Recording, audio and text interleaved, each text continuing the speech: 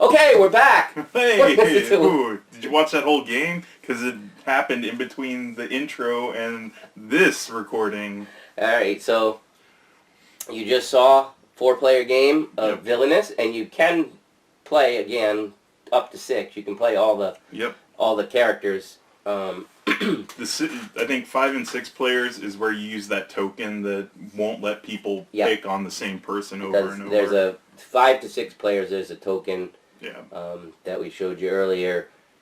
Don't remember exactly how it rotates. I think every time you get attacked, whenever you get faded, you so, get anyways, the token. Yeah. There, you probably don't, with Jeb's magnificent editing, you probably aren't going to get a super good feel of how long that game took, but it actually did take quite a while. Mm-hmm. Some of it because we hadn't played before, getting used to the cards, getting used to the characters, because again, it's an asymmetrical game, so it wasn't like I watch Jeb take a turn and I get some information, right, and Jeb watches me take a turn and he gets some information, and then Nina, and etc. And a lot of times you learn a game just by watching the other people play. You can't do that in an asymmetrical game because your character works different than everybody else's, so you have to know, oh, I gotta read these cards, and then I have to pay attention to my win condition and be like, oh, that's how I'm supposed to use these cards. And the first time you play the game, it might take you a round or two to cycle through some stuff. I wouldn't recommend sitting there and trying to go through your whole deck and learn everything first, but if you're that kind of person, I guess you could. To be honest, that little booklet that they give, it helps a lot. It's really helpful. Like, normally stuff like that, I'm just kind of like, whatever, I'll learn it. But, like, when I was sitting and waiting, I read through mine, and I was like, wow, they actually give all the combos and, like, some strategy on how to win with this character. Yeah. And all the characters have one. So. Right. So, I wasn't expecting much from the game, but I would play again. I thought it was really cool. I know that this has been out on the internet, you know, Facebook groups and stuff like that, a love-hate thing. People saying that it's blah, and then other people saying I really like it. I was, just from the comments, I think I was expecting a little bit lighter.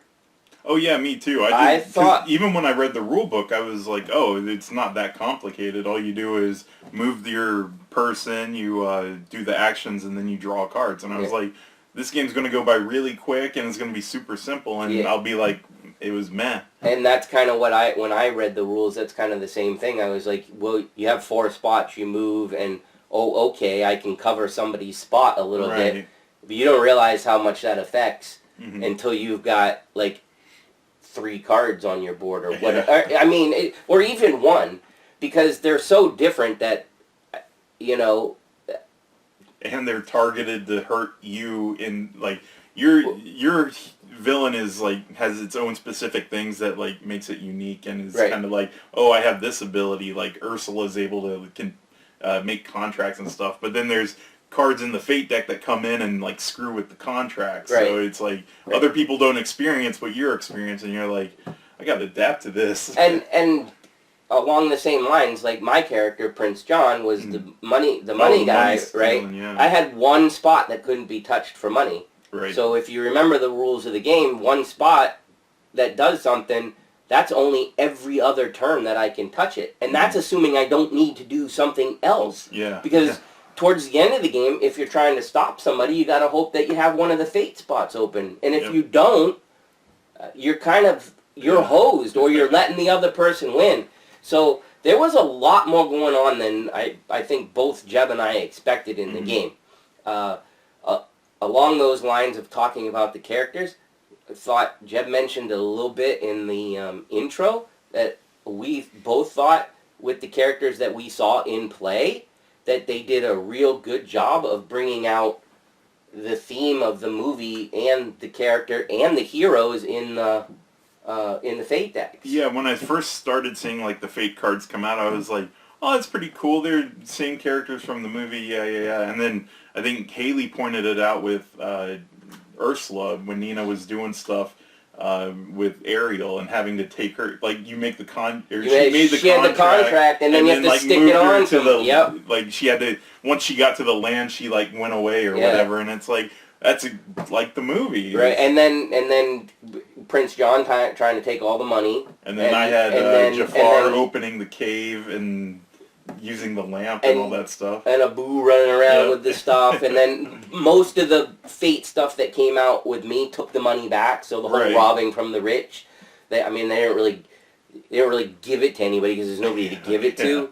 And I feel like if it would have totally... Oh, if it was like Robin Hood comes out, 6 money go back to the pool. That would have made this character, that would have put him in the lead for toughest character, I think. And then Maleficent had the curses. Haley had the contracts. Jeb had to have control of the genie, or the lamp rather, the genie at the same time, which makes sense because in the palace as well, and be in the palace. So, anyways, that was pretty cool too. Yeah, when I first heard about this, I thought it was just going to be plastered. Like, everybody does the exact same thing. All they did was plaster on a different face, and I was like, oh, that's not going to be that great. But I was completely surprised by it. And I didn't do a ton of research when I bought it for the gift either. I was just trying to keep Haley engaged in board games, and I'm like, oh, Disney, here you go. So I think she got a good one that's pretty easy to teach her friends too if she decides to try to break it out and play. The components were way better than I thought. Mm-hmm. The cauldron was a nice touch to hold the tokens, the money, and all the artwork is like right out of the movies and stuff. It's spectacular, so you get to see, a clips of everything that they're used to seeing. So if you're a gamer and a Disney fan, I kind of recommend it. I mean, I give it a thumbs up after playing, and I would play it again. I don't know that I would run out and add it to my collection since my daughter has it, but I would buy her the expansion so that we could try that. Well, you brought up a good point with her being down at Disney. Like, since all the people that she rooms with and knows down there likes Disney, then busting this out there, I'm pretty sure they're going to enjoy it. Right. So an easy way to break in somebody to try a game if it's like, hey, do you like Disney? Hey, you want to play as a villain? Yeah, that's another nice spin too, because a lot of times it's all about the heroes, and they could have done, the heroes, and then everybody would have been normal. But reversing it, where who is the best villain, is kind of a neat twist. You just gave them an idea for another expansion. Flip it so that it's heroes. The heroes, yeah. Well, I mean, if they did well enough on it, since I know that Disney loves to make some cash, I wouldn't be surprised if we saw a hero version. I'll just be happy when Scar comes out. Scar comes out. It seems to be pretty popular, like I said, even though it's one of the games that it seems to be either love it or hate it thing. It's obviously popular enough that the first expansion is out, and they certainly haven't hit all the villains yet. Right. So there's plenty more that they could do. Things to remember. He's got nothing. Well, I mean, honestly, it's not that difficult to remember what you do on your turn, because you're pretty much, you move, you do all the actions you can, and then draw back up. I think one of the biggest things would probably be, since you have the freedom to do the actions in whatever order you want, then maybe you'll forget what you've already done and what you haven't. Mm-hmm. But I mean, it's either going to be 4 or 2 actions, so it's not like it's going to happen all the time. It's just one of those things where, did I do that already or not? And I think in the early stages of the game, we actually had people rewind a couple of their moves too. I think not a lot, but somebody was like, "Oh, wait a second, right. Oh, that's how that's supposed to work." Mm-hmm. And I mean, even I let Jeb take stuff back at the beginning of a game. What? No, not at the end if he's gonna win. Right. We don't allow that. We really hope for him to lose. And ironically, the person that never games won with, mind you, the villain that Jeb said was rated the hardest. Yeah, from what I found online, Ursula's one of the hardest to play, right. So Nina was able to squeak that out, which which I don't. She did make a comment about the length of the game, and she's our non-gamer. But like I said, I really do think that if we all sat down and played it again, I do think it would go a little bit faster. Oh, yeah. Particularly if we played the same characters. Right. If we switched it up, there would be a little learning curve, yeah. But I mean, I think we'd get it faster than when we first sat down. Yeah, and I mean, if you were paying attention, hopefully you would remember some of the things. Like, I mean, I was watching Jeb play, and he would. I mean, I think he went through his deck like 3 times. I might have gone through once, but he had to. I mean, and his ability to. If he didn't have some of those abilities that, like, I didn't have, like pulling cards out of his discard pile and stuff, that character would be unplayable. Yeah. I mean, but, like, you actually got stuff back when you got hosed that one turn really bad, faster than I thought you were going to. I really thought you were hosed, and the hose got clipped a little bit anyways. Right. It made it a little shorter. I actually was looking online about Jafar, and then some people were saying that when Abu steals the lamp, what you do is play the mind control on Abu, and then the lamp comes back to where you take control of him. I didn't even think of that. Oh. I felt like such an idiot, because like when they were doing that to me, I was like, man, I could have, because I had like access to one in my hand and one in the discard, and I'm like, I'm such an idiot. And that's a perfect example of learning. Once you learn how to do those mechanics, then I think the game probably turns more into a race. Yeah. I mean, still the blocking, but it's like, I know what I'm doing, so you better catch me. Yep. Right? So the tough thing, though, I think, is in 5 and 6 players, when it gets to that point where somebody's about to win, they're not going to be faded, like, a ton. Well, there's enough people that they should be able to get, like, it's every other person should be able to fade them, right? But I mean, it's less than having 5 people fade you. Yeah, but they only have to get, only one person has to screw them over, because then it has to make it back to their turn before they can do something about it. I don't disagree. I'm just saying that, like, it kind of makes... Yeah, I understand the balance for it. It kind of makes sense, for it, because it's like, well, if you didn't do that and you really wanted to just be like, you are done. That's messed up. I thought there was going to be more...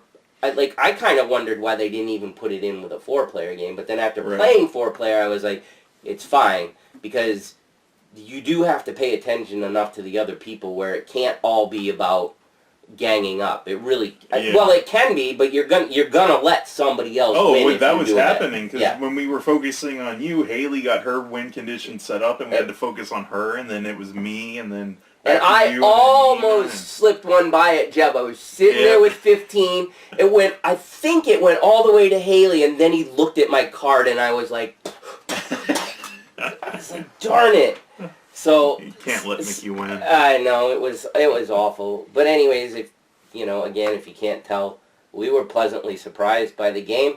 If you were on the fence about it, hopefully give it a shot. Hopefully we cleared up some of the stuff. If you're still on the fence about it, find somebody that owns it and give it a shot. Hopefully they you can remember some of the stuff from the instructions or the playthrough and it made it a little helpful for you.